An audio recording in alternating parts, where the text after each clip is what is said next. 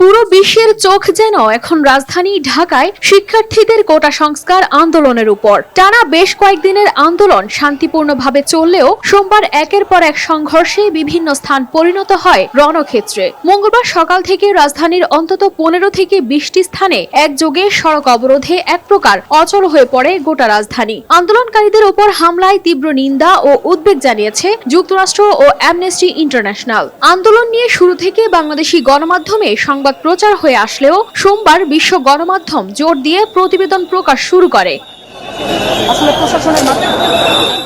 সোমবার বিকেলে ঢাকা বিশ্ববিদ্যালয়ে কোটা আন্দোলনকারী শিক্ষার্থী ও ছাত্রলীগের সংঘর্ষের ঘটনার পরপরই সরকারি চাকরিতে কোটার প্রতিবাদে আহত অন্তত 100 বাংলাদেশি শিক্ষার্থী শিরোনামে সংবাদ প্রকাশ করেছে আল জাজিরা। প্রতিবেদনে বলা হয়, বাংলাদেশের ক্ষমতাসীন দল আওয়ামী লীগ পন্থী ও সরকারি চাকরিতে কোটা বিরোধী বিক্ষোভকারীদের মধ্যে সহিংস সংঘর্ষে অন্তত 100 জন আহত হয়েছে। ব্রিটিশ বার্তা সংস্থা রয়টার্স বাংলাদেশে কোটা বিরোধী সহিংস বিক্ষোভের মধ্যে ছাত্র নিহত হয়েছে বলে শিরোনাম করেছে।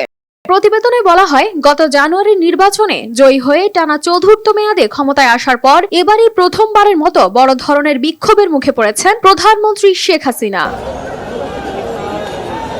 এদিকে চলমান কোটা সংস্কার আন্দোলন নিয়ে 5 দিন আগে একটি প্রতিবেদন প্রকাশ করেছে ব্রিটিশ প্রভাবশালী সংবাদ মাধ্যম বিবিসি। সেখানে বলা হয়, বাংলাদেশের হাজার হাজার বিশ্ববিদ্যালয় শিক্ষার্থী সরকারি চাকরিতে কোটা ব্যবস্থার বিরুদ্ধে বিক্ষোভ করছেন। আন্দোলনকারীরা বলছেন, বর্তমান কোটা ব্যবস্থা বৈষম্যমূলক এবং তা সংস্কার করে মেধার ভিত্তিতে নিয়োগের দাবি করছেন তারা। এছাড়া কোটা সংস্কার আন্দোলনকারীদের ওপর হামলা নিয়ে প্রতিবেদন করেছে তুর্কি বার্তা সংস্থা আনাদুলু। বার্তা সংস্থাটি বলছে, সোমবার বাংলাদেশের বিশ্ববিদ্যালয় ক্যাম্পাসে সরকারি চাকরিতে কোটা নিয়ে আন্দোলনরত শিক্ষার্থীদের সঙ্গে ক্ষমতাসীন দলের অনুগত বিক্ষোভকারীদের পাল্টাপাল্টিতে শত শত মানুষ আহত হয়েছে। প্রধানমন্ত্রীর বক্তব্যের প্রতিবাদে হাজার হাজার শিক্ষার্থী ঢাকা বিশ্ববিদ্যালয়ের ক্যাম্পাসে জড়ো হলে এই সংঘর্ষ শুরু হয়।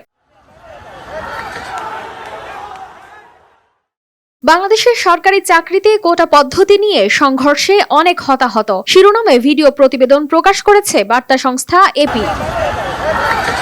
অন্যদিকে সোমবার শিক্ষার্থীদের উপর হামলা এবং সহিংসতার ঘটনায় নিন্দা জানিয়েছে আন্তর্জাতিক মানবাধিকার সংস্থা অ্যামনেস্টি ইন্টারন্যাশনাল এবং যুক্তরাষ্ট্রের পররাষ্ট্র দপ্তর। তবে এর পরপরই আন্দোলনে 2 জন নিহতের তথ্য দিয়ে মার্কিন যুক্তরাষ্ট্র যে বক্তব্য দিয়েছে তার প্রতিবাদ জানিয়েছে বাংলাদেশ। মঙ্গলবার এক বিবৃতিতে এ প্রতিবাদ জানায় পররাষ্ট্র মন্ত্রণালয়। কানিস ফাতেমা শিমু, RTV।